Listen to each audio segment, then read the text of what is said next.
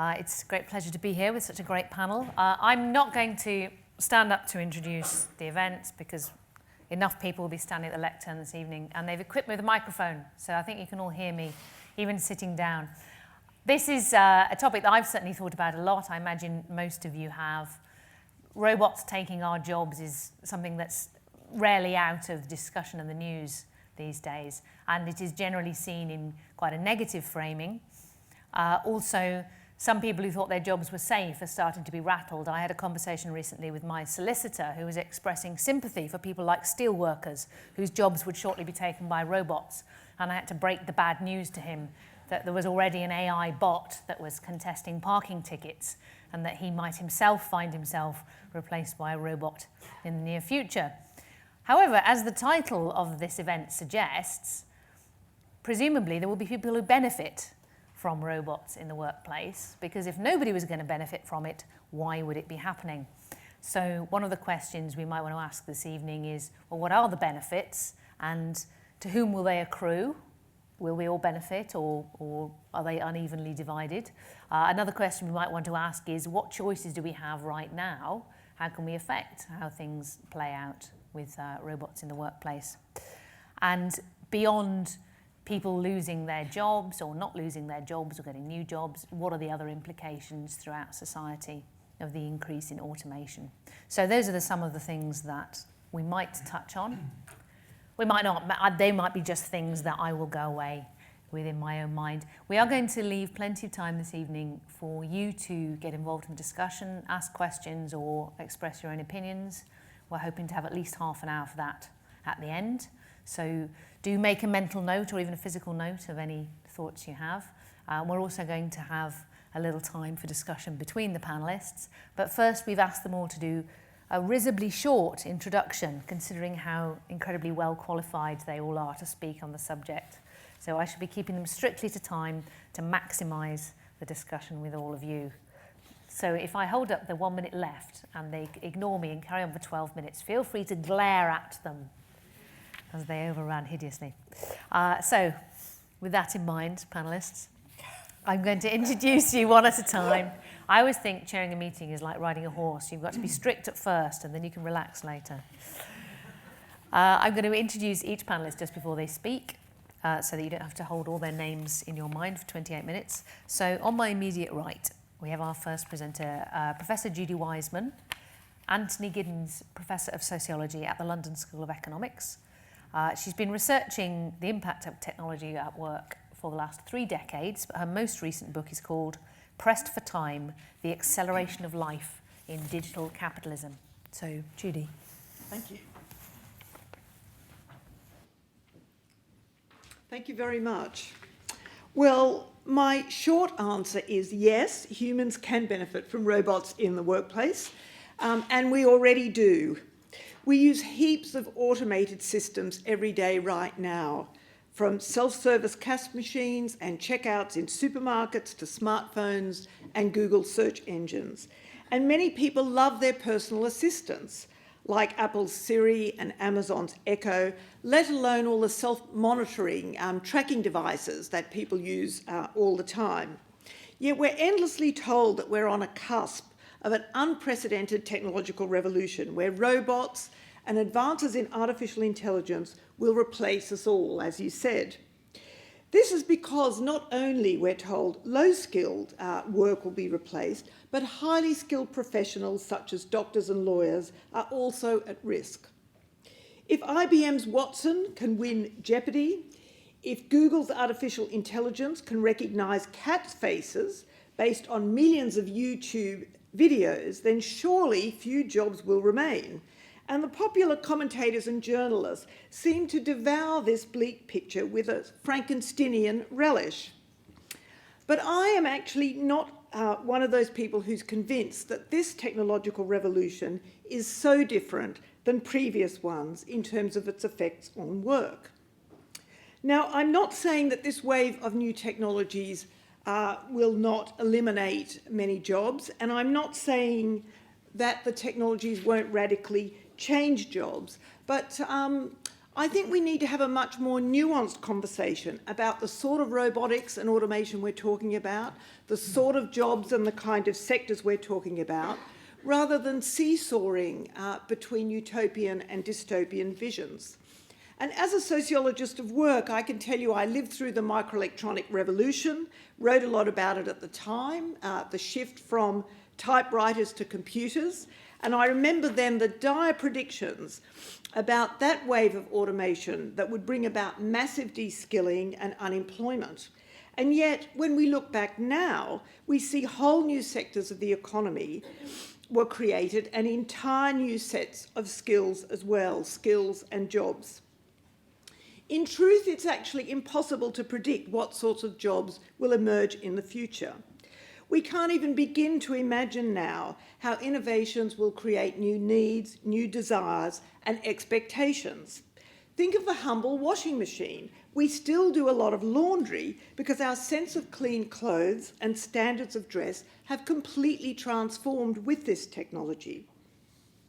In my view, the most efficient future, the one we should aim for, the one we should build towards, is one in which machines and humans work together. Human beings will always add value as collaborators with machines, and I don't believe that all the knowledge and expertise of professionals can be conveyed by intelligent systems. Take a profession like nursing.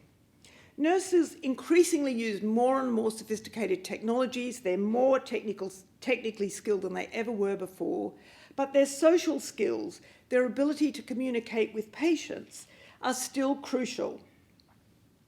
One of the debated applications, after all, of robots is to look after the elderly, and it's true, and as I'm sure we'll hear, that robots are looking more and more like humans. At conferences I go to, I'm asked to go up to the robots and touch their skin because they're so human-like now, so cuddly, and we're very seduced by these humanoid robots. But do we want to really advocate the use of robots for the empathetic care of the elderly? In my view, this mistakes the appearance of care, which is all that robots really are capable of, with real empathy and genuine personal interaction. The problem is always presented as a shortage of nurses because there are too many old people, and the problem is too many old people. But what if elder care was completely revalued, redefined, paid like, say, coding work? Then this shortage would disappear. And then we could think about robots as aids to nurses, as doing routine lifting, heavy lifting work, and enabling nurses to spend more time talking to patients. Now, if we focus for a minute on changes that are happening now rather than in the future, it's clear that digital technologies are not only taking jobs, but they're actually opening up new types of roles where the pay and conditions are rather poor. And I think we spend a lot of time thinking about the high-tech end of Silicon Valley and not enough time really thinking about the casual, insecure, low-paid workforce that powers the likes of Google, Amazon and Twitter. The armies of coders, data cleaners, page raters, porn filterers, checkers and subcontractors are not thought of when we think of the new kinds of work. We all love Uber and TaskRabbit as long as we're getting the service rather than providing the service. I am actually ultimately very optimistic about the jobs that will be created as a result of the digital economy. But I do think we need the right policy levers and government investment in education and infrastructure to ensure that the advances give us good, secure jobs rather than poorly paid jobs. Which brings me to my final point, and it's the most important one, which is that we often treat technology as a neutral, inevitable force driving social change, rather than recognising that all technologies are political. It's not robotics per se I'm worried about, but the power of a small group of engineering companies whose values and biases inevitably shape the technical systems they design. As sociologists of technology have argued for decades, our technologies always reflect the values and cultures of our own contemporary society. What's disturbing to me is the extent to which our very ideas about the future, our imaginaries, our utopias, are scripted by these corporations. These futuristic visions have powerful consequences for society because they carry with them implicit assumptions about public purposes and the common good, what the good life should be. And progress is too easily equated with the fastest and newest technologies. The more automated, the better, they cry. What I would like to see is not only more public debates like this one about the effects of automation, but an insistence that futures are always social and not just technological. As I've long wondered, if we can get men to the moon, how is it that women still have to do so much housework? Perhaps it's because the kind of priorities and concerns of engineers that this isn't one of their high priorities. I think, just to end, that we really can't afford to leave engineering to the skewed administration of engineers. We need to democratise and demystify the whole process of making technology. And if we achieve that, we would all benefit at work and at play. Thank you.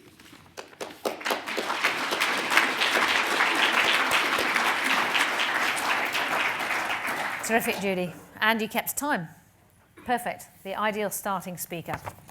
They are. She set the bar for all of you. So, our next speaker. It's always nice to have a token man on a panel about technology, I feel. So our next speaker, Daniel Susskind, is a fellow in economics at Balliol College, Oxford. See, I checked how to say Susskind, but I've probably said Balliol wrong, haven't I? Yeah. Balliol College, Oxford, where he teaches and researches. He's previously worked in the British government as a policy advisor in the Prime Minister's Strategy Unit and the Policy Unit and Cabinet Office, lots of things like that. His book, The Future of the Professions, co-authored with Richard Susskind, coincidence? Not a coincidence, was widely acclaimed. Financial Times Book of the Year and a New Scientist Best Read of 2015. So, Daniel.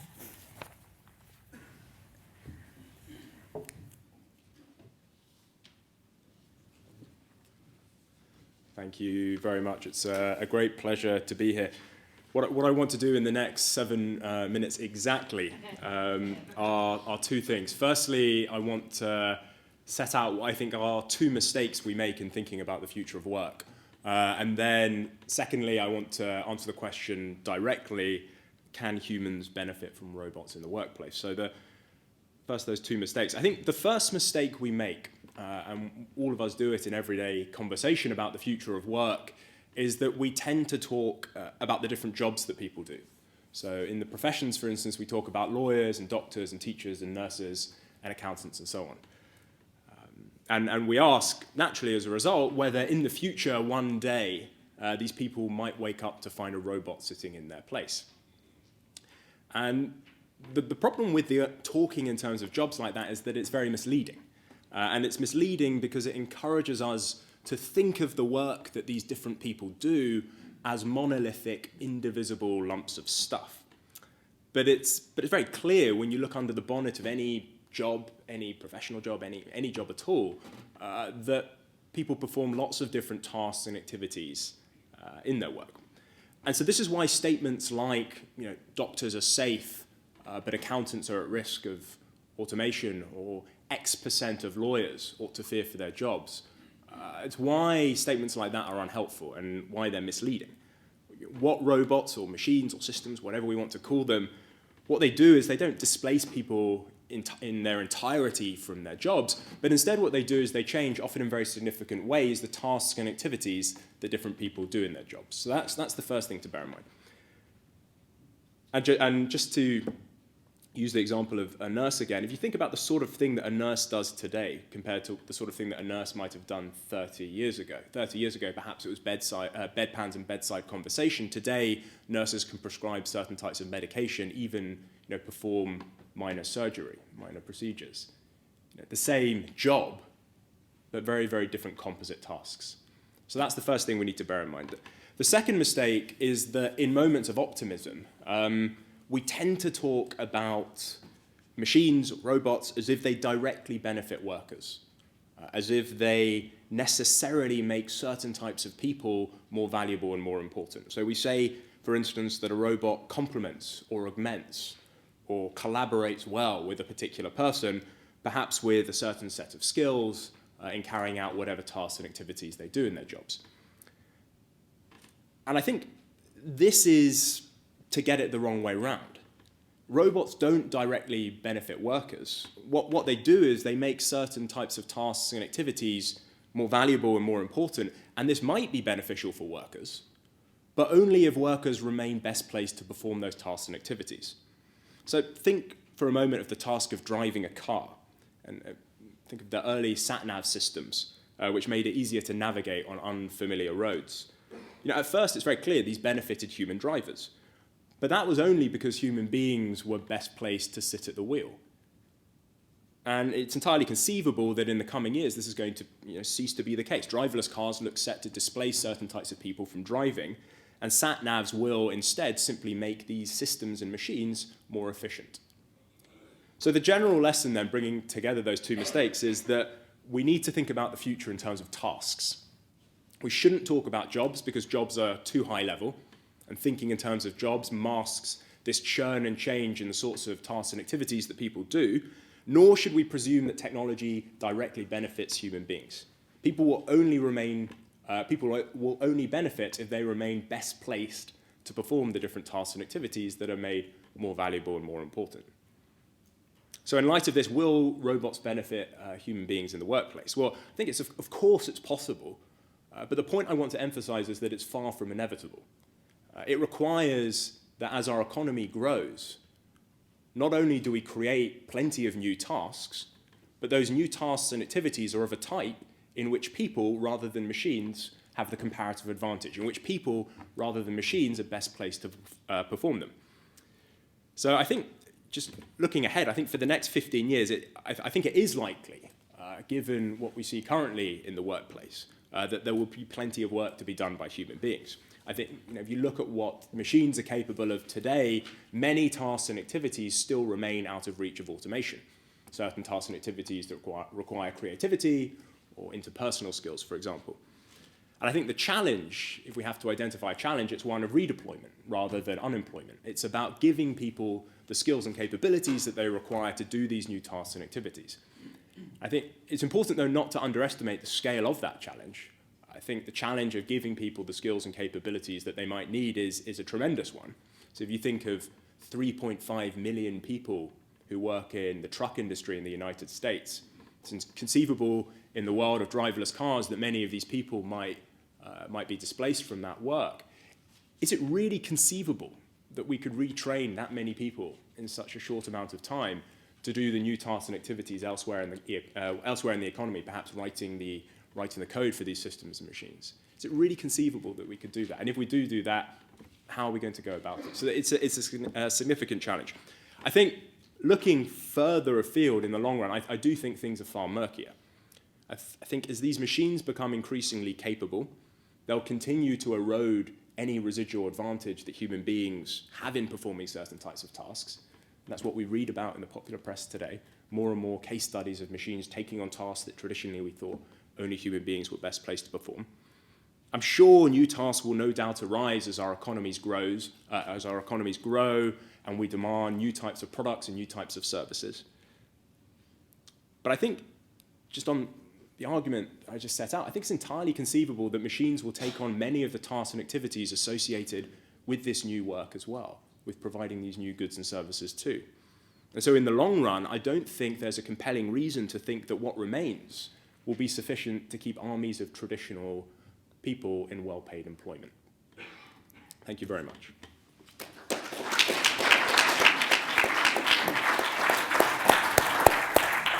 You weren't kidding, that really was dead on 7 minutes.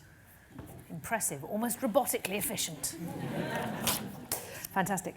I mean, to me, it's obvious what 3.5 million truck drivers will do if you make them unemployed. They'll all start country and western bands.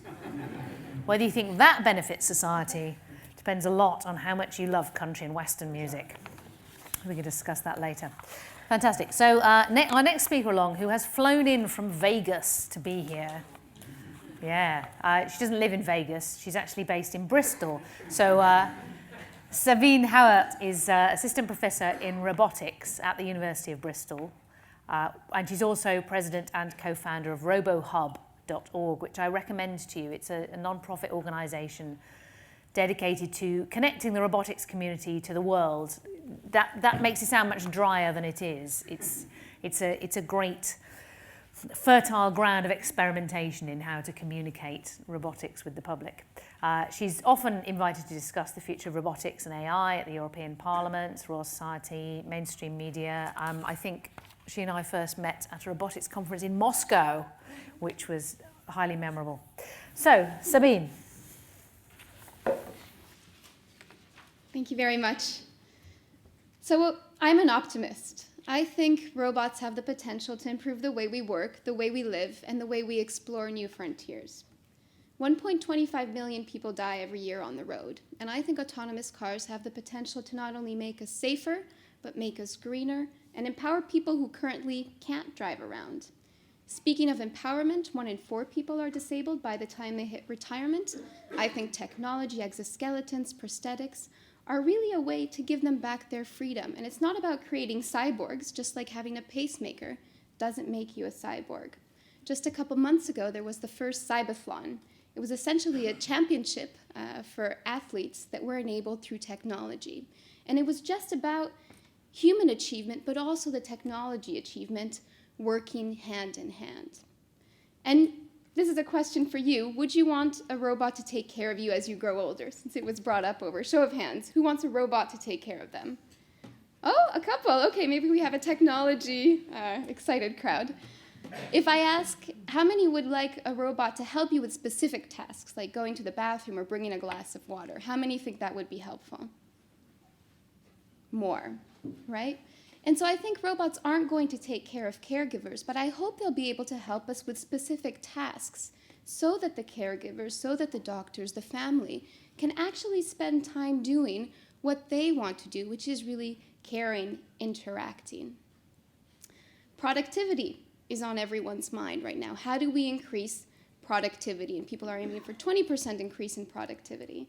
Well, the robotics community is really working towards robots, which we called cobots, collaborative robots, that work alongside humans so that we can boost those numbers. And the general idea is that increase in productivity leads to increase in jobs. And actually, if you look at the number of robots introduced to the US automobile sector between 2010 and 2015, it was something on the order of 60,000, and 230,000 jobs were added within that time frame as well. And productivity is going to be key if you think of food. We're going to have to feed 10 billion people by 2050, and I think precision agriculture and our ability to make this industry a high-tech industry is one way in which we're going to be able to hit those numbers. Actually, you might not know this, but milking robots are the most prominent robots out there. And maybe people don't know this because milking robots aren't that sexy, but what is sexy is robots in space. And so I think that robots have a real potential to help us explore new frontiers, do things that we just can't do today, whether it's robots that are flying above us in the deep sea or outer space. And so this is what's driving a lot of our community, trying to solve these challenges. And this is what drives me personally in my job. So I say I'm a swarm engineer. I'm interested in looking at what birds and ants can do and taking inspiration from that to engineer solutions for real-world problems. So I designed swarms of flying robots that could be used to create communication networks. In my laboratory in Bristol, we have 1,000 coin-sized robots that we can use to think about how you deploy them to do things like environmental monitoring. And I work with brain cancer surgeons who are interested in nanoparticles and how we can use those to improve the treatment of cancer. And I try to understand how trillions of these particles work together.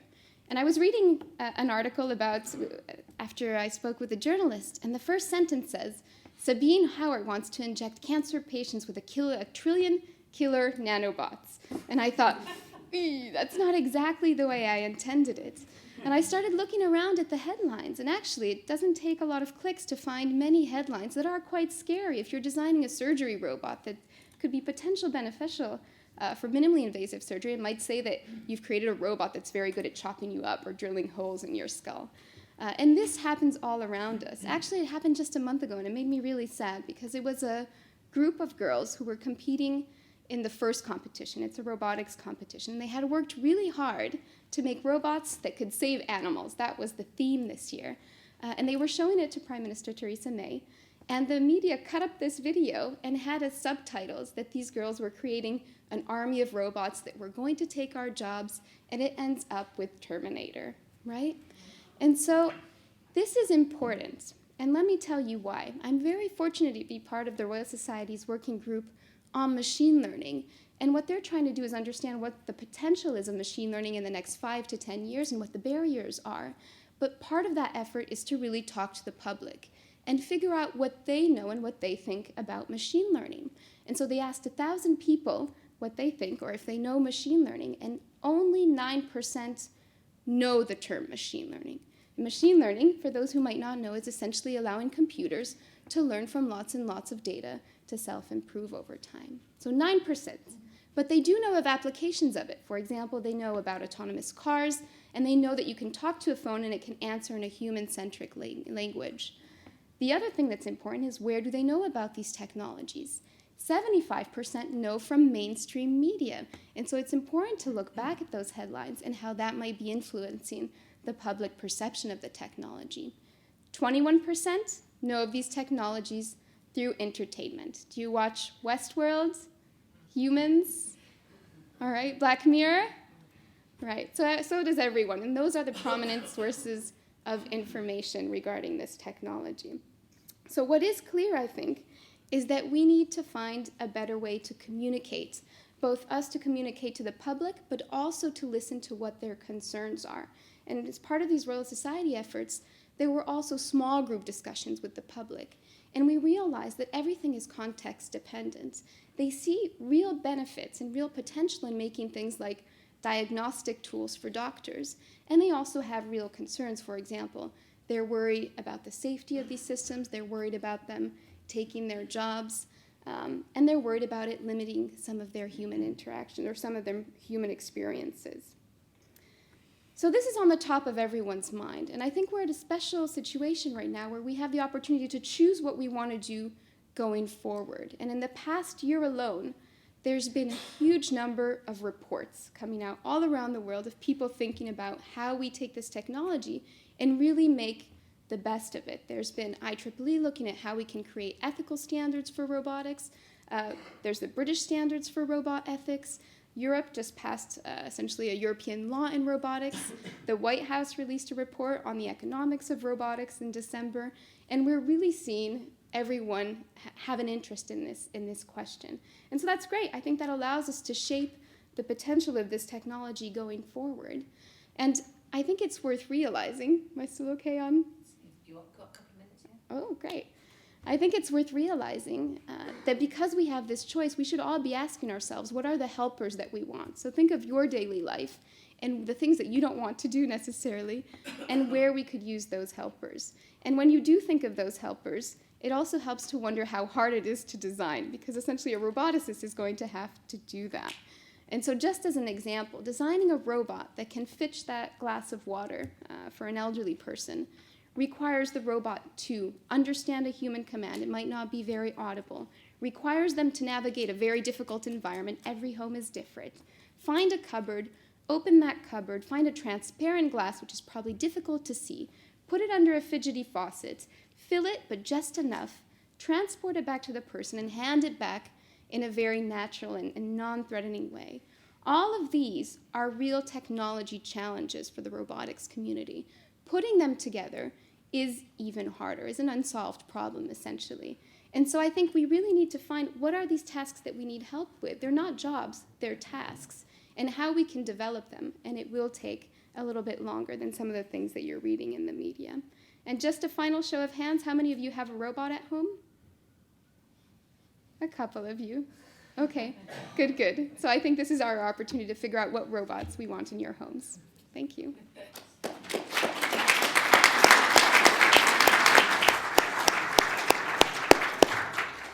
I'm starting to suspect we have a not entirely random sample of the population in this room. Marvellous. Okay, so our final speaker, Helen Dickinson, OBE, comes from a slightly different perspective again. She leads the team and sets the strategic direction at the British Retail Consortium. which she joined in January 2013, but she's been working with retailers for over 25 years. So she's also a judge of the Every Woman Retail Ambassadors Programme and has been the chair of Working Chance, a charity which helps women offenders find employment. And she was previously head of retail at KPMG. So if it's retail you want, I think we can agree Helen is our woman. She was awarded the OBE in 2016 for services to retail. So please welcome Helen Dickinson.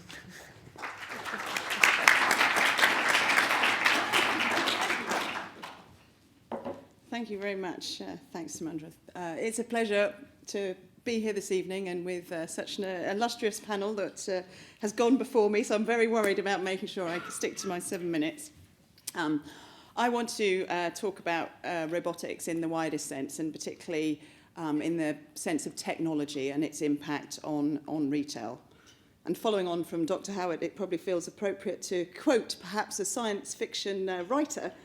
And as William Gibson said, the future is already here. It's just not very evenly distributed. And so we'll come back to that a little bit later. So firstly, though, thank you for inviting a retailer to be part of this panel. Retail might not be the first industry that people would think of when considering leading-edge technology, but it's very, very relevant to what is going on in retail today. The industry itself is undergoing a transformation, really driven by a transformation in the way that we all shop, the likes of which really have never been seen in terms of the pace of change before. And that is being driven by technology. Now, the UK is has a world-leading retail industry, one that's highly respected across the world, and particularly in the sense of e-commerce, of digital. We have the highest spend per head in the UK than any other developed country, and almost over 15% of our retail sales today are conducted digitally, so online retail sales. The industry itself is the largest UK private sector employer, so that's 3.2 million people, 1 million of which are under 24. And according to some research, it is the industry that has got the highest proportion of people whose roles, tasks, we'll come back to that, are at risk of automation. So there was a report out a couple of years ago by Deloitte which said 60% of the roles in the retail industry are at risk. And that's, I guess, the backdrop why my organisation, the BRC, has devoted so much sort of time and energy into looking at how the changes that are going on in the industry are going to actually impact the workforce as we go forward.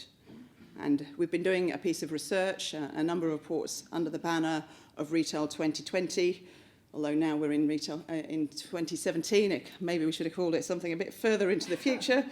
And what we've found is that we believe that there will be fewer jobs in retail in the future. That is an inevitability, but that there is a real opportunity to ensure that the jobs that remain are better jobs. Now, how technology is impacted in the industry isn't a future question. It is already here. We've had 4 years of falling shop prices, and if you think over the past 20, 30, 40 years, the price in real terms of pretty much everything that we buy has fallen. And that is being driven by the visibility that we as shoppers have to be able to compare prices and the value proposition across different offers by retailers, which means that the industry itself has had to be super competitive in order to gain our custom. Manufacturing advances, efficiencies in logistics, which mean that we can see a trend on a Paris catwalk one day. It can be made the next day in Bangladesh or in India and be here within weeks or even days. You can order something on your phone tonight on your way home and have it delivered to your house before 9 o'clock tomorrow morning. And data which is collected about you on your loyalty card means that you are getting tailored marketing communications about things that you might want to buy. Well, in some cases, they might be tailored. And we can expect this pace of change to actually accelerate. And that's much more about what is going on from an industry point of view, being a little bit different now perhaps than to what we've seen before. And one of the things that is different is that the sort of wage technology price equation has actually shifted with the introduction of the national living wage. And the second reason is that we have a sort of cumulative perfect storm of a number of other cost pressures that are being put on the way that retailers actually operate. Whether you've seen all the press over the few weeks before the budget about business rates, but falling pounds on the back of the referendum vote, and all of these things coming together means that the focus on efficiency is more than we've seen before. So where does that take us? It takes us, as I said, to perhaps a future where there are fewer jobs in the industry itself, not necessarily across the wider economy, but in the industry. But there are, though, jobs that are being created that no one had ever even thought about before. Today, we estimate that there are 100,000 people who work in retail who are doing jobs that didn't even exist just 5 years ago. Everything from a social media manager to a digital marketeer. And we can't predict what the retail jobs of tomorrow will be, but we do know that already that there is a shortage of skills in lots of different areas, data scientists, software developers, and there is a shortage of, a gap around the sort of digital capability across the workforce as a whole. We also think that we know that the nature of existing jobs will change. Think of the shelf edge labels in a supermarket, a little tag that's been put in there by a person. You go to France or some other countries across Europe, and those tags are digital, and that is because in those countries that wage technology investment equation is different. They have invested in the technology. That may be that investment case may be easier to make now. So that person who was slipping that little piece of paper onto the shelf edge label will now be freed up to do something else within the store, perhaps focus more on helping you find whatever part of your shopping list it is that's missing.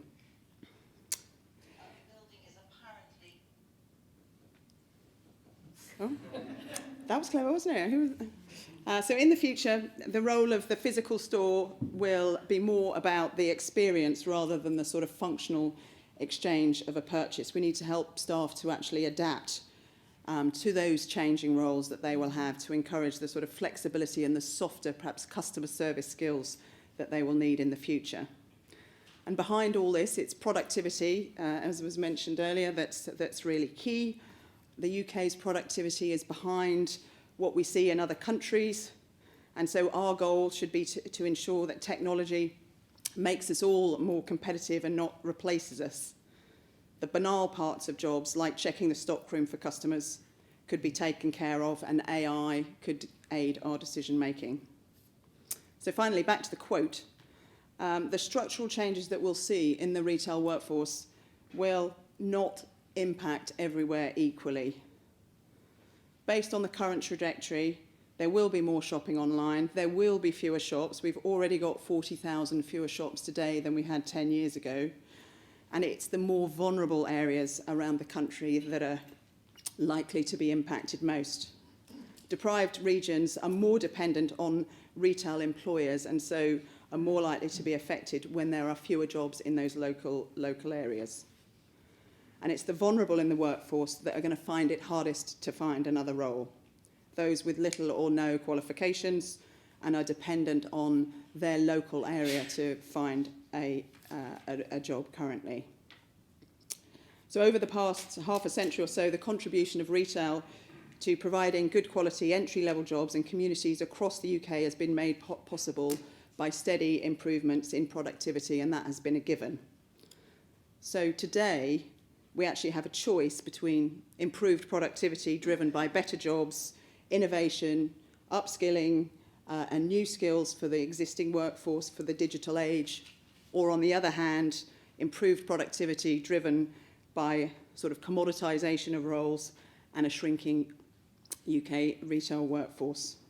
That was the trigger of our research, and it's really only through the industry coming together and aligning itself around some of the challenges that presents and targeting actions to overcome them, will be able to sort of successfully make sure that there are more of those better jobs. Now, we can't do this alone. Addressing the sort of wider productivity needs to be part of the government's industrial strategy that they are thinking about at the moment. And so in conclusion, I think one of the questions asked was, can humans benefit from robots in the workplace?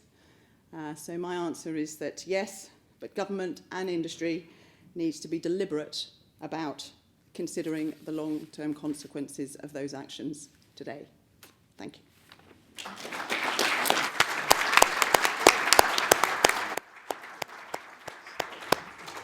So there we have a very wide range of perspectives on the question, which I think is terrific. We have technology, economics, sociology, and I hesitate to say coal face, shop floor.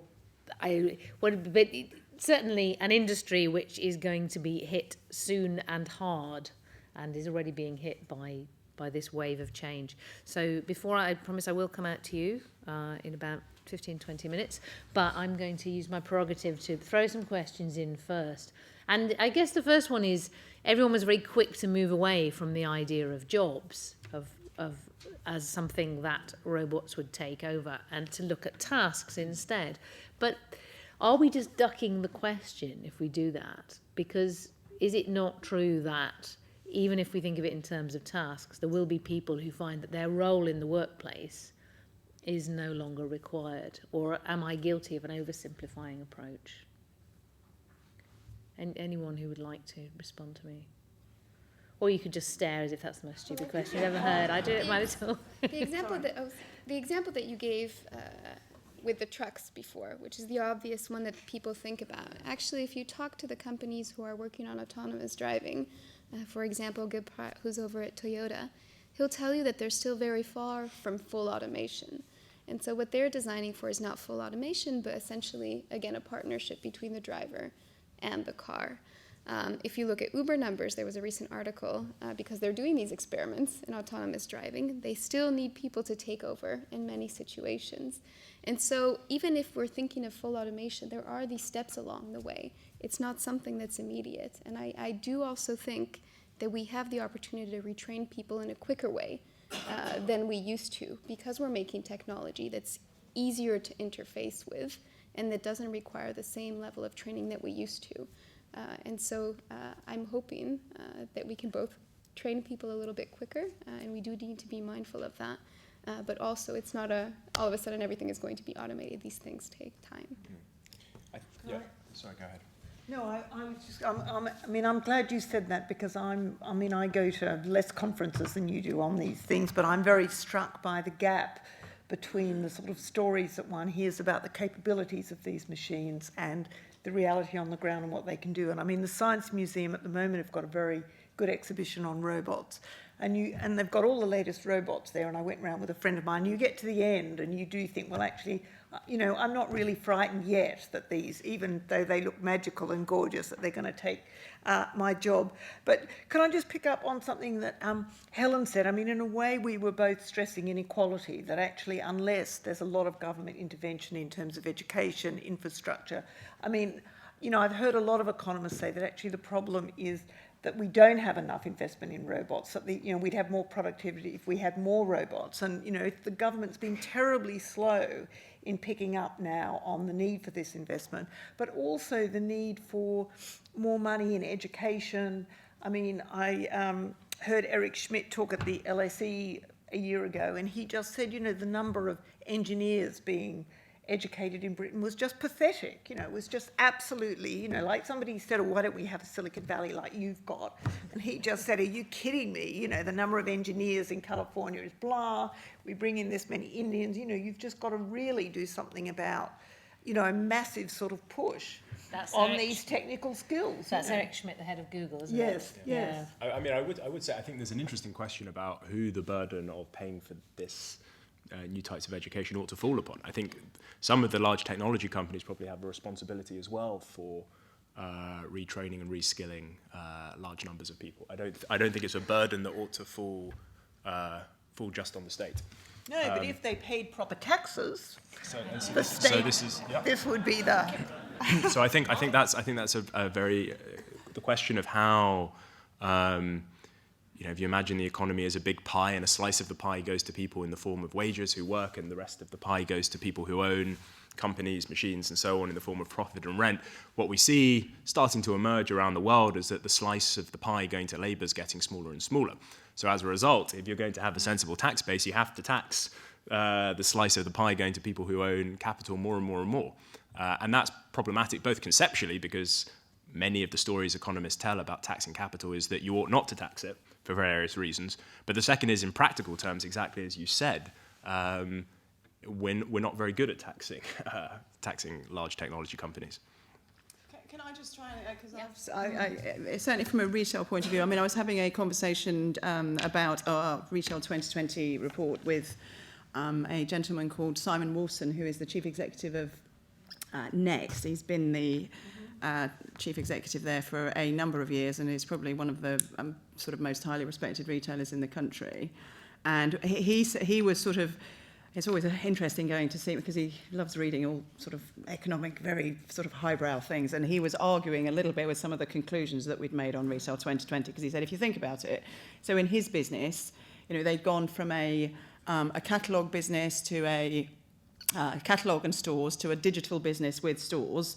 And he said over the last sort of 10, 20 years, the number of people employed in order to deliver the results of that, the value of that business hasn't changed per pound of sales generated that much, because the people who were doing perhaps more mundane roles in the distribution centre or whatever before are now being deployed in customer service centres on the phone to be able to deal with problems on online deliveries or whatever else it might be. So they've just been deployed within the business to a different set of tasks, but the same number of people who are there. I think the question, though, overall, is when you look at particular sectors of the economy or particular parts of the country, then you will see that there will be fewer jobs, but conversely, there will be more in new parts of the economy or different parts of the country. So I think we need to be careful not to sort of average out too easily, because underneath it there's this disparity. So I suppose the question that then arises for me is, what steps do we need to be taking now to mitigate those adverse effects? I'm not sure even who I mean by we, but perhaps as a society, what are the options? What could we be doing now to make sure that we don't just end up with industrial sectors and parts of the country and parts of the population who are left behind while the Eric Schmidts of this world ride high on a wave of productivity? And I think that so business, industry, as well as governments have a role to play in answering that. And certainly one of the biggest gaps that people keep coming back to, certainly in the conversations from a retail point of view, is around skills and capability.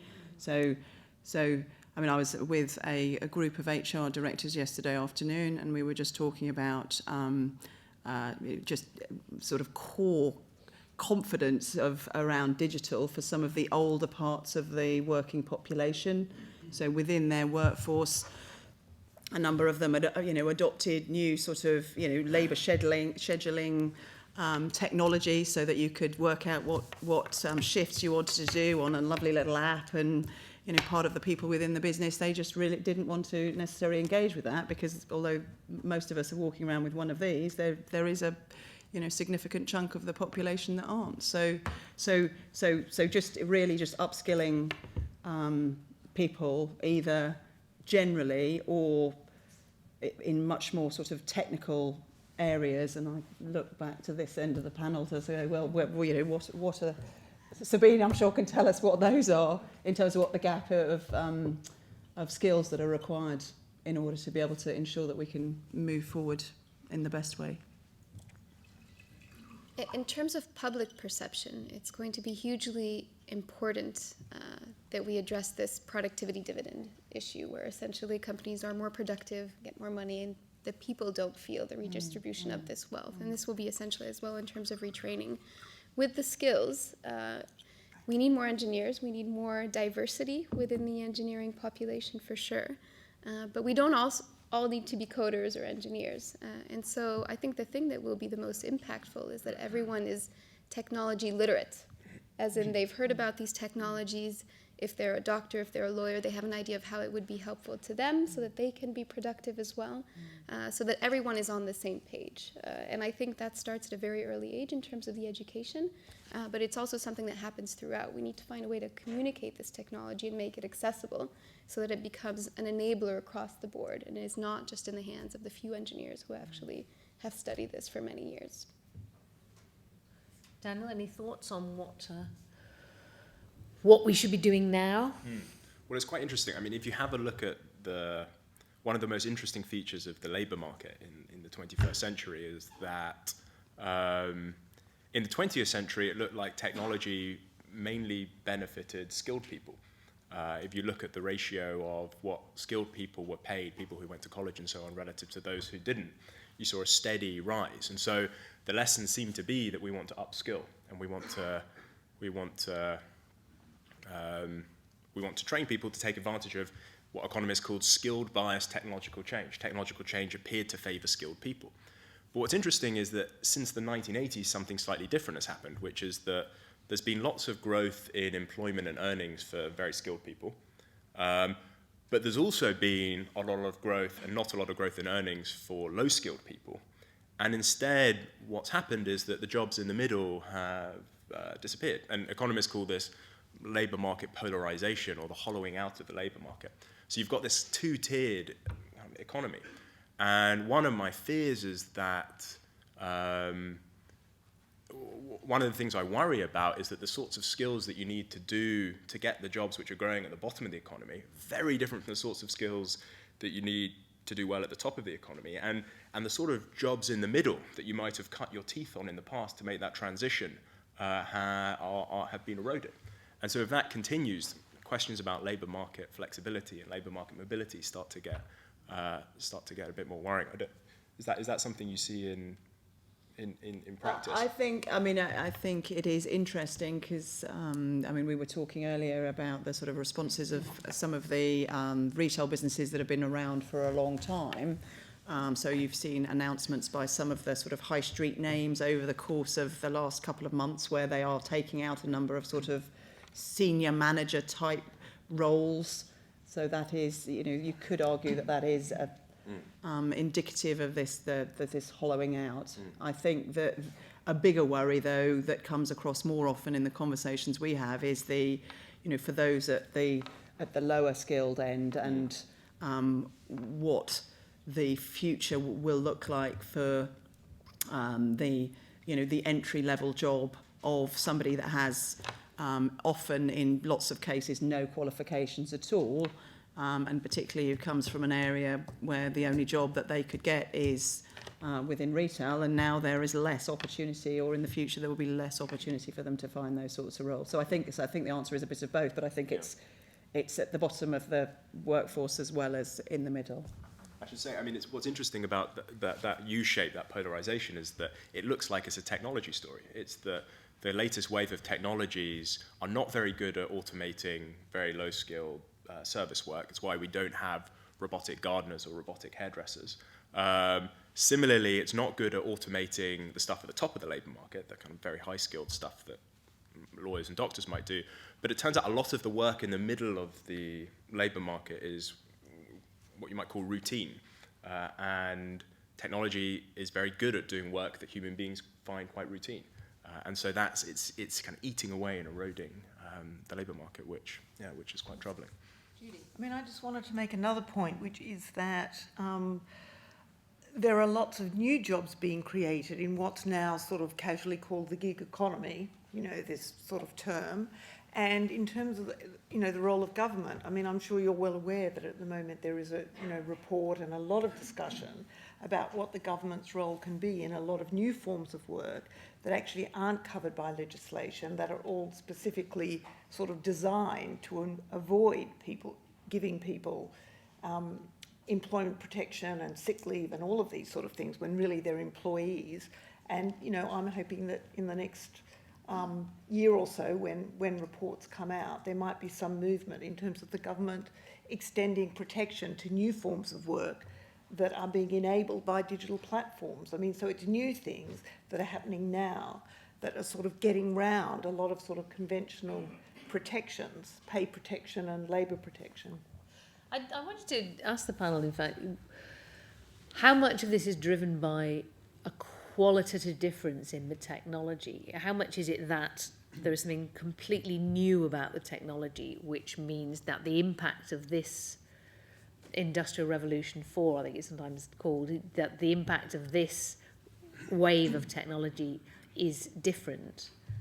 Because everybody says in previous eras, yes, all the people who looked after horses were made unemployed because the motor car came along, but then they got new jobs in the motor industry. But I have heard people claim that there is something qualitatively different about this one. Does that come from the technology? And if so, what is it about the technology that makes it different? I mean, I myself, having studied technology for a long time, am very resistant to these notions of breaks, revolutions, radically new paradigms. I think historically it takes a long, long time for technologies to work through. I mean, we've got our smartphones now and we've got email and, think about how recent these things are. Think of how we think about technologies like washing machines that we don't even think of as technologies because we just take them for granted. I mean, I think it's a much more evolutionary story about changes, and there are lots of technologies that aren't successful, that aren't taken up, some that are. We find new uses for email as filing systems, which isn't what they were designed for. I mean, I'm just sort of resistant to sort of a break of this sort, suddenly, that we're going to leap forward. And I think, as Sabine has said, even something like the self-driving car that we hear about all the time as if it's going to sort of happen tomorrow is going to be a long evolution and will be very different in roads in India, presumably, than on Californian highways for the foreseeable future. So you're a sceptic. Isn't there some saying about how that we often overestimate the impact in the short term and underestimate the impact in the long term? I think there is something different happening in technology, and the reason I think this is from the work that I've done, looking not at blue-collar work but at white-collar work, at the work of doctors and teachers and lawyers and so on. And I mean, I think a nice example of the nature of what's happening at the moment and why I think this time is different is if you take the task of a medical diagnosis. 30, 40 years ago, it was thought that was the sort of task or activity that we simply could never automate. And the reason we thought we couldn't automate it, and the reason people in artificial intelligence thought we couldn't automate it, was because at the time, the way they thought you built systems that could outperform human experts was to find a human expert, sit down with them, and get them to articulate to you how they did a particular task. But here's the problem. If you sat down with a doctor and said, how is it you diagnose this particular illness, they'd be able to point you to a textbook and maybe give you a couple of tricks of the trade, but ultimately they say things like it's intuition, it's gut reaction, it's instinct, it's judgment, it's creativity. And these were things that were very, very difficult to articulate explicitly, and so very, very difficult to write down in a set of rules for a machine to follow. Now, what's interesting is that Nature published a piece a few weeks ago, a system that had been, that can, if you give it a photo of a freckle, it can tell you whether or not it's cancerous, as well as 21 dermatologists. Now, what's interesting about this system is that it's not relying upon the sort of reasoning process that a human being might go through. It's not relying upon the judgment, the creativity, the instinct, or the intuition, or so on, that a doctor might bring to bear. What it's doing is it's got a database of, I think, about 140,000 past cases, and it's running various statistical procedures through them.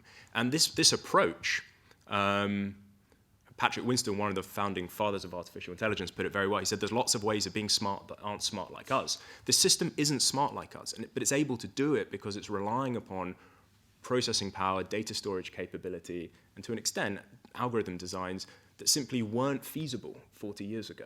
And so a whole new set of tasks that we thought were out of reach of automation because human beings struggled to say how they did them. We can now, by performing them in different ways, increasingly perform them. And that's what we see across the professions, where there's tasks and activities that lawyers or doctors or teachers or accountants and so on did that we thought were out of reach. The reason we thought they were out of reach was because we were of that old-fashioned mindset, that we thought the only way to do these things was to try and understand how human beings did them. And that doesn't seem to be the case anymore. So all of a sudden, a whole new domain of tasks and activities is now within the reach of these machines. And that's why I think there is something different going on. Sabine, are you a skeptic, or is there something amazing and new, which is... I agree that there's something new. I agree that we have more data, more algorithms, better computers and hardware, if you think of the robotics side, than we've had before. And as a result, we have systems that are becoming experts in specific tasks. And so that is a reality. And maybe what we need to do is change the value system. So you were mentioning the hollowing out. But actually, if we did give more value to people who care, who take care of kids, people who are more creative, that might change that hollowing out as well. And that might also allow us to say that our expertise was not in the intelligence or in these specific areas, but is in putting things together and integrating and having this more human-like approach and intuition to things that machines currently don't. These examples are always out of context. If we're going to talk about diagnostic technologies, we have to talk about a health service. We have to talk about an underfunded health service. I can never even get in to see a doctor. We've got the states where they're dismantling a health service. I just think we should always be talking about these technologies in their political and economic and social context. What are they going to mean at a particular point in time? I could say to you that search engines didn't exist. They're absolutely amazing. Everyone searches all the time now. I never knew that one needed to search before there were search engines. Daniel knows we're on different, we differ greatly about this, and I feel maybe slightly an age thing. I just feel like I've been here before and for a long time with these technological revolutions. I'm more skeptical. With the diagnostic question, people do value the fact that you have better tools. So again, this expertise in a specific area, but they still want the doctor there to tell you about it and to explain what's in the background and how you should react to that. So it is very much a system. It's everything together that's going to define how this evolves. Great, we've uncovered some controversy and some disagreement. I did promise you half an hour. I'm afraid we're already down to only 25 minutes, but I am going to come out and let you pitch in, and then we will come back to the panel. Now, a couple of things I need to say. One is we have a couple of microphones, so when I point to you, please wait till the microphone reaches you. The other one related to that is we are filming this event, and it's going on the internet. Now, thus far, you've been safe because only the back of your head has been on camera. But if you're minded to ask a question or make a point, bear in mind that you'll be on the internet. So if you've lied about where you were going to be this evening, you might want to disguise your voice or borrow a hat. And the final thing to say is I'm going to take 3 or 4 points or questions and then come back to the panel so that not everybody will answer everything. Okay, so put your hands up so I can see where you are. I'll probably take one from each side. Okay, whoa, look at you go. Okay, so I'm going to start with dark sleeve in, I think, the second or third row. Yes, exactly. And then I'm going to come over here to blue shirt guy, if you get the microphone to him in the middle. Blue shirt guy, keep your hand up till the microphone reaches you, and then I'll come back over here. Okay, fire away, dark sleeve. Okay, is that working? I'm quite interested, the question sort of treats everyone as a homogenous lump, but I'm wondering if there's a really interesting sort of subdivision of different generations underneath this, because I think in my work I see a lot of companies who rely on, the digital stuff, the graduates get it, the young people get it, they'll sort it out, but of course it's the older people who are the managers and have the leadership and the responsibility and the power. And I'm just thinking, those young people are actually equally as unprepared to deal with the impact of automation because they haven't had the education to deal with it. So I'm just wondering about, different generations in the workplace, who will benefit at different times, and also if we think about people who are, young children now who haven't even gone into the education system, will changes in the curricula catch up in time for them to actually benefit from some of these longer term shifts that we talk about, the final automation of cars and different tasks and that sort of thing. Terrific, thanks. Sorry? Can I ask what sector it is that you work in?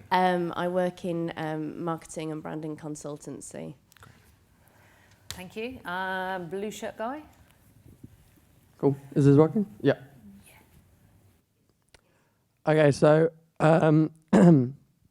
this is a little bit looking at the title of Work Less, Play More in a different sort of direction. What are your views on having technology affect our work in terms of reducing the amount we maybe need to, and rather than making that efficiency transfer to still having the same amount of time and doing more things and different things, looking at whether we can have more time socially, whether we can maybe encourage employers to give smaller working hours, and whether that would affect our society beneficially in terms of, then economically we have more time to go out and spend, and whether that would be something that we're moving towards, or if it's too far-fetched and kind of utopian. So shorter working hours and more leisure. Good question. Thank you. So who's got the microphone there? Yeah. Hi, I was I've been listening to the panel, and I think people are right to be sceptical about the social and economic impacts this time, because although I think this decade will be very stark, because actually we're not talking about this time. One of the key papers in this topic was the fact that ever since the Industrial Revolution 150 years ago, we've been on an exponential trend where we look at the ratio of where technology creates jobs and where technology reduces jobs. It's this decade where we're looking at the tipping point, where instead of the ratio being that technology creates more jobs than it destroys, we're at the tipping point where it will destroy more jobs than it creates. And this exponential curve has been over a very long time frame previously, so it's now at the bit where it's ramping up. So I think now is a very good time to be skeptical about the social and economic impacts. A, because of the technological trend I've just talked about, and B, because we still have our current trends of inequality, the haves and the have-nots, and the capital versus income that we've talked about previously. Can I just ask you, do you mean we should be sceptical that the impact will be different, or do you mean we should be sceptical that it'll be good? I think we need to look at, I personally, I would, as a society, I think we should plan for the worst case. Because then we'll just be pleasantly surprised if it's better. Great, thank you. Okay, I'm going to take one more and then I'll come back to the panel. So yes, why don't you pass the microphone along to this end of the row, or come, you've got microphone on both sides now, so there you go for it. Thank you. My name is Michael, educator. Two quick questions. Professor Judy, why don't you make the difference between automation and robots like the sort of R2D2 type of actual robots? Is there a difference? Do you make a difference between an ATM machine and a washing machine and an actual robot? Seems people object to the second one and not necessarily to the first one. Second question, very quickly, to anybody in the audience. You remember the bulldozer? Bulldozer sent the bulls dozing. Big yellow machines did their job. Now, are robots today in danger of doing men dozing, sending men out of work? Isn't unemployment one of the worst social ills today, especially in developing countries? So the question is it really serious that robotics is going to send a lot of people out of employment? I'd really like to know your views on that. Thank you. Don't take this as an example. You can't normally slip two questions in.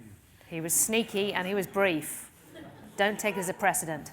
Okay, panel, you don't have to answer everything. In fact, I encourage you not to. I encourage you to pick one or 2 points. But we have the question of the subdivision of generations, how it will affect people differently. Could we reduce work hours, have more leisure time, spend more on leisure? Is there a difference between automation and robots? Should we prepare for the worst? And what about unemployment, especially in developing countries? Judy, do you want to start? I would like to. I'm very keen on discussing the working hours issue because we've talked about the polarisation of the labour market. I mean, one thing that is very clear is that there's a huge polarisation of working hours. So we have a group of people in society, managers and professionals, who work incredibly long hours, and we have lots of other people who can't get enough work, and then we have lots of people who are unemployed. And actually, you know, one of the ironies I found, we were talking in the green room before about a basic minimum income and how this has become now popular from Silicon Valley right across to the left. And I'm very struck by the fact that when I hear about this in Silicon Valley, I'm hearing about it from people who work 24/7, who actually think that this is the best way to live, to just work all the time, that tell us that creativity and genius and the best new entrepreneurial spirit can be got from working all the time, and yet tell the rest of us that perhaps we should think about living in different ways and maybe having being paid to do nothing.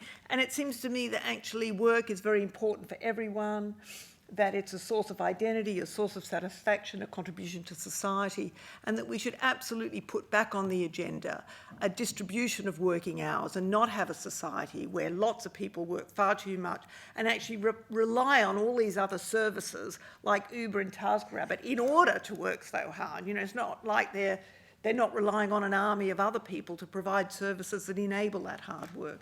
So I think a redistribution of hours should be centrally on the agenda, actually. And just quickly, as it was specifically addressed to me, I don't make a difference between sort of robots and automation. I mean, humanoid robots, you know, I think I'm interested in automation more generally. And I, if you don't mind me saying so, think a lot of effort goes into designing robots that look like humans or cuddly pets or these things to make us to make us feel attached to them, to give them identities, to have emotional relationships to them, all of these sort of things. And, you know, we often spend too much time thinking about the cuddly little animals that you can, the robotic ones, I mean, you know, and I think, you know, give us real dogs in nursing homes, not robotic animals, you know, that's my... Oh, come on, aren't you attached to your washing machine? Who in the audience would trade their washing machine for a cuddly robot dog? See, nobody. Somebody it was a robotic hand. So it says that's somebody who gets their laundry done by somebody else. So, Helen, what would you like to pick up on? I was struck by the generational question because it came up in the conversation that we were having with the retail HR directors yesterday, and the example that somebody gave was that there are leaders in the industry who are making decisions about the future of their business, where someone is coming to them with a sort of an investment case or whatever, and they are literally, you know, not capable of understanding the sort of nature of what it is that they're trying to decide. So you can because it's you know it's beyond their experience in terms of what they've seen before. And so you sort of get into a situation where, you know, we might be not necessarily making the best decisions because technically the people who are the leaders of companies should be those that are best placed. But if they haven't got the skills that they need, then there is a gap there. So there is a gap from the point of view of both from a senior perspective as well as those perhaps more widely that I come back to my sort of I think you used the word digital literacy, where there is a big divide, and it's probably generational around just core digital literacy. So I was just struck by that. Sabine? On the generational question, I was at the European Robotics Week in Sweden, and it was all about robots for elder care, and they had a panel of elderly people talking about the technology. And so it was really interesting to see how excited they were and all the tasks that they felt they would need help with. And actually they had a really interesting program, which was won by a retired woman, where they interface people who don't have jobs, young people who don't have jobs, with the elderly population to try to design some of this technology hand in hand. And so somehow we need to bridge this generational gap. Well, reverse mentoring is something that a lot of people have been talking about. Right. On the data about jobs, it's still early days, and that's why I asked at the end who has a robot at home, because the reality is a lot of these systems aren't yet deployed, and so we don't have the numbers to say, are these robots taking jobs or are they creating jobs? And I'm encouraged by a lot of the reports that I mentioned came out, because a lot of them want us to track these numbers much better so that we can be reactive and make sure that if there is a tipping point, we're aware of it and we can actually act on it. But right now we're essentially waiting to see what the outcome is going to be in the numbers. What we do see, though, is productivity goes up and the wages don't. And so that, I think, is where people feel a gap. Daniel, do you have thoughts on unemployment or on reducing working hours? I wanted to pick up on the plan for the worst case point, which I think there's an important point, which is that even if we disagree about whether or not there's a tipping point in 5 years, 10 years, or a tipping point at all, many of the things that you ought to do are things that are good to do even if you're wrong about where the tipping point is. Things like making sure people have sensible skills, addressing the inequalities that emerge from new technologies. Many of the policy recommendations that if you were to push somebody who was worried about an approaching tipping point, many of them are things that people would agree with. And so actually, I think, planning for the worst case often leads to, I think, policy ideas that many people would find quite palatable. So I think as an idea, it's maybe not that silly a thing to rubbish.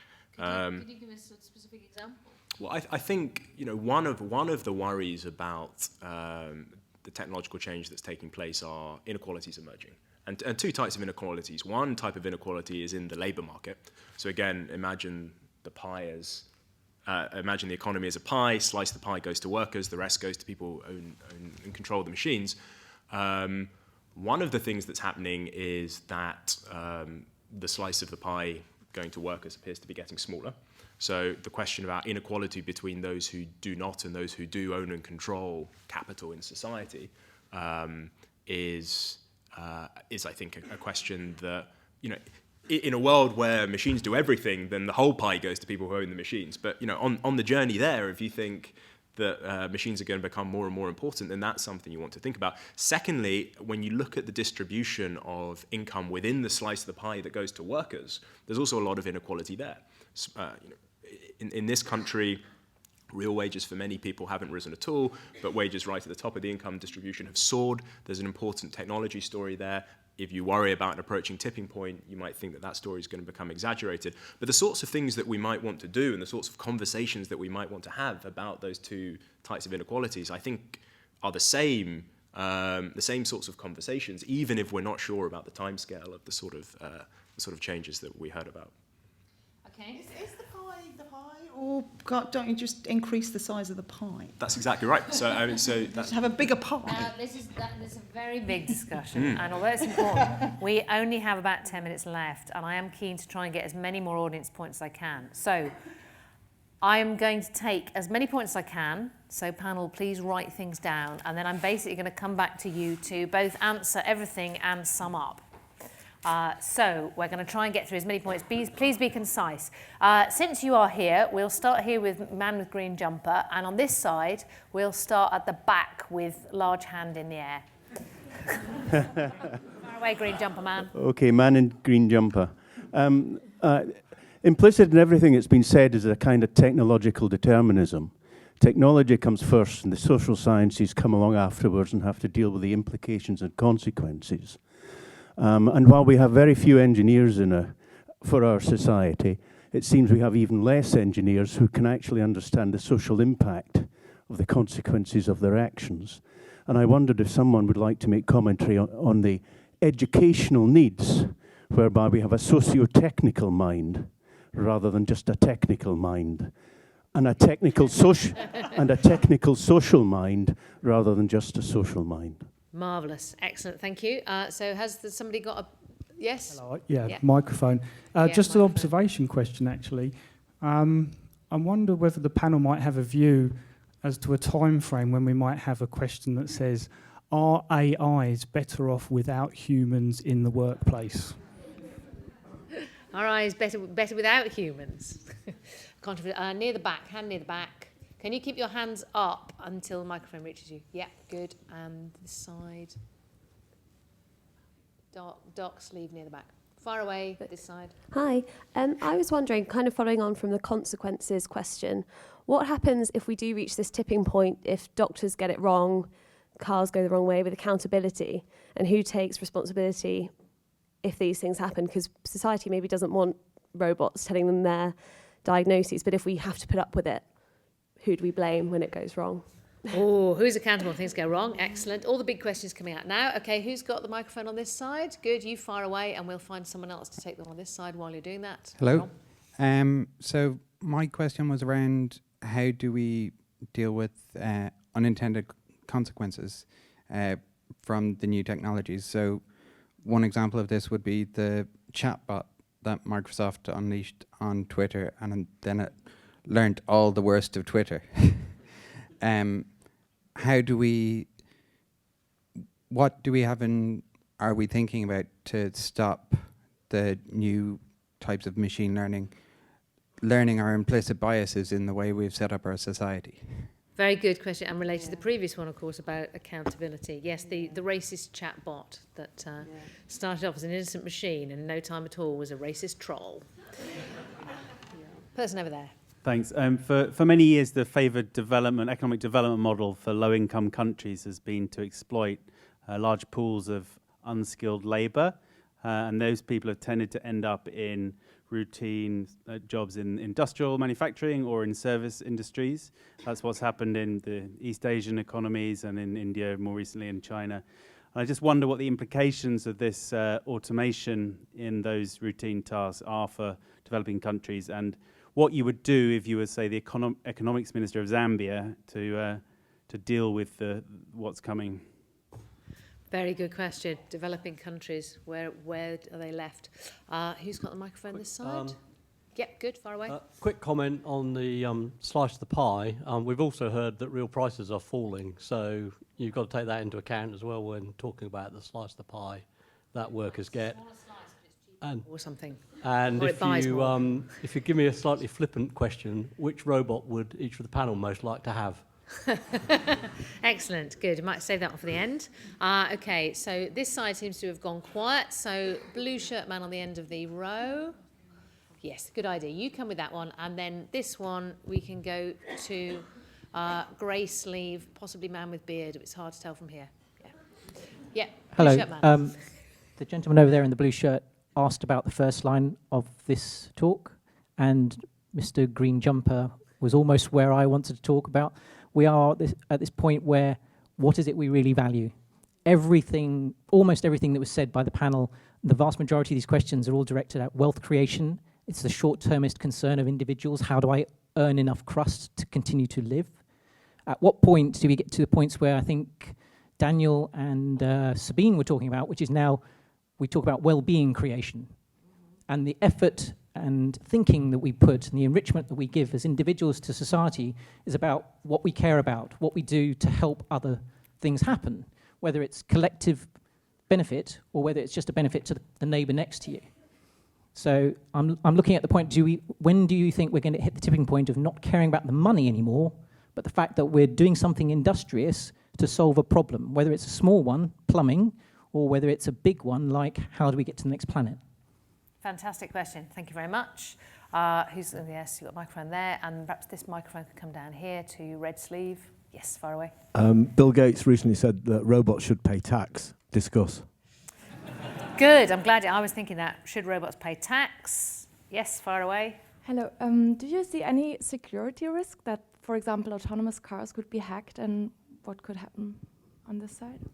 Security risk, good. I love the way your questions are increasingly concise. Okay, we've got time for one more. Oh, look at there's two hands. Okay, no, sorry, too late. So we've got man with glasses there, and then we'll go, yes, and then we'll go to you, and then we'll come back to the panel in the remaining 4 minutes. Yeah, a lot of the policy solutions that are being suggested, things like more and better vocational education to deal with the potential job losses, or other solutions like a kind of minimum income, all require substantial investment. But the British economy or the political economy at the moment is shifting toward being a low tax economy with a shrinking tax base. So if we're going to solve these problems, where is the investment going to come from? Very good and pertinent question. And chap in the middle, yeah. Hi there, thank you for the talk. I think the concerns that the government are going to help or step in to help are quite fantasy, due to the fact that the companies that you were talking about are the very people that do own the government. And they're the people that, like George Osborne and other individuals like that. They have only one interest, which is more profit for themselves. And I did notice that there is no union leaders up on the panel tonight.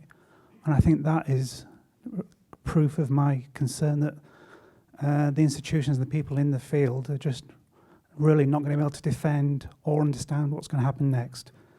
Thank you very much. Thank you. So I'm sorry if we didn't get time to take you, but I was very keen to take as many as possible. So panel, we almost literally have like a minute each in which I'd like you to answer all those points and also give us your summing up thought, finishing with which robot you'd most like to own. Clearly that's impossible. So please pick whatever points you think are most important and pertinent and give us your final summed up thought in maybe a couple of minutes. Do you want to start us off, Judy? Well, I'd like to address the point that was made here, and particularly as it's a British Academy event, I'd like to say that actually, you know, my theme was that we can't leave and shouldn't leave engineering to engineers. I mean, we very much, I think, need not just philosophers, but social scientists of all sorts to work with engineers. And in fact, the reason I got into the project of the sociology of engineering 30 years ago was literally to educate engineers. The first course I ever taught at Edinburgh was to bring social science to engineers. We wrote a book addressed to engineers. Actually, in a lot of engineering schools now, they do have courses on the history of technology, the sociology of technology. I mean, you're absolutely right about that I think we need much more social science and other sciences and interdisciplinary approaches to these things so that designers are much more aware of the fact that on the whole you design things in your own image with the values that you know, and that we do need much more input into what, and people have been mentioning, you know, what is the good life, what are the values we want, how do we actually get engineers to think about technologies not just in terms of sort of short-term profit, but in terms of the good of society as a whole. So I think various people have been making points around that. And I mean, this is illustrated by someone who mentioned the racist bot. I mean, why the bot went racist is because of racism in society. I mean, actually, the technologies we have reflect the best and worst of societies. That's all they are. They're not going to be magically getting better. And it's we who have to make sure that there's ethics and regulation and all sorts of conditions so that we get the kind of best technologies that reflect the best in society and not the worst in society. I mean, there's hundreds, you know, the questions were fabulous and I'm tempted to go on, but perhaps I'll just, the robot tax thing, I just think, honestly, what a cheek. You know, let's free up intellectual property. Let's get these companies to pay some taxes to divert us onto, oh, let's tax, you know, robots is another diversion. It seems to me like the basic minimum income. They're very good at these diversions. And finally, I mean, in one of my very old books, I talk about a 19th century feminist, I think it was Gilman, who had a fantasy about a self-cleaning house. And she actually describes this house where it was built so that the sprinklers just came on and the clothes were just cleaned, and it was... And I just think in terms of sort of the fact that we know that women still do the majority of housework, I would like a self-cleaning house. There are any engineers in the building? Self-cleaning houses all round, please. Thank you very much. All right, Daniel, your 90 seconds. Great. Let me just pick up on a few. One, the question of accountability, which I think is fascinating. And I'm reminded of a story in the early days of the driverless cars when one of them was pulled over for speeding, and the question was, who does the speeding ticket go to? You know, is it the person who's sitting in the car? Is it the engineer who designed it? Is it the company? I think it went to the company, but don't hold on video, so I'm not sure. But have a look. But it's ambiguous, and the answer to it is that responsibility, at least in this country, will be established by precedents, and it will be very, very interesting to see over the next few years cases which test our instincts and intuitions about where responsibility ought to lie, cases going through the law courts. It'll be very, very interesting. Another question on developing countries. I think all the challenges that have been mentioned today apply equally well in developing countries and are more acute, particularly kind of questions about what happens when more and more routine work is automated. You're exactly right. The sorts of characteristics that work has that made it susceptible to being outsourced in the first place is often the sort of thing that makes it also susceptible to automation. And so I think the challenges are even more acute. On final one, should robots pay tax? I don't think they should pay tax. And in the spirit of what Judy was saying, I think the owners of the robots instead ought to pay tax. Finally, what robot would I like to own? I mean, the honest question, it's not particularly exciting, is I'd like to be offered a trip in a driverless car. I'm waiting for that call. Okay. Sabine, which of those would you like to rapidly go through? I agree that people working in technology need to be mindful of the social sciences and of the ethics involved, and that's happening more and more. So we train our students to be better communicators. We do ethics in our classes on AI, and all the reports that I mentioned are really encouraging because they are thinking of these ethical questions and about society as a whole and how we develop this for the better good. Some of these discussions do include union leaders. In terms of the technology, the transparency, what if something goes wrong? The big research is happening right now on how do you make algorithms that are transparent, that are safe, that are explainable, so if something does go wrong, you understand why, and that are unbiased, so you don't end up with a Twitter bot that's not really saying the things that it should. In terms of Asia, actually China and Japan and a number of countries are really investing in this technology much more than the US or the UK, and that's something to be mindful of because they are aware of the ability of this technology to move forward, and so they might actually be at the forefront of some of these developments. In terms of the taxes, I agree with everything that was said. How do you define a robot? That question came up at some point, so should we tax software as well? Really hard question. I think we should be taxing the people who own them. And then I love the self-cleaning house. I'd really like a robot that just answers my emails and schedules meetings so I can spend my day doing my job. And in general, I'm excited by lots of these robots. Thank you. Helen. Cool. Social determinism, so do we need more sort of social technology minds? It sounds a very good idea to me, so I think yes. Accountability, I don't think you can sort of point the finger at any one particular place, so I think we've touched on lots of different areas where that accountability sits. Should robots pay tax? I agree, no, but I think that the whole tax system needs to change in line with a much more digital economy, and we don't have a tax system that does that at the moment. Security risks, yes, lots. Think of the drones flying around delivering your shopping and crashing into each other over your house. Where is the investment going to come from? Because government hasn't got any money. I don't think it's about asking government for money. I think it's about creating the sort of right environment and incentivizing both businesses and individuals to make the right choices. So that's about shaping decisions that are made in the market. What robot would I like? One that will do my shopping and cook my nice healthy dinner for me for when I get home. Thank you. Well, there you are. That's a great note to end on. Apologies for overrunning, and apologies if we didn't answer your question. I think you can see those two demands were in tension there.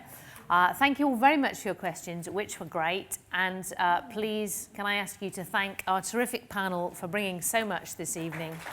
Helen, Sabine, Daniel and Judy.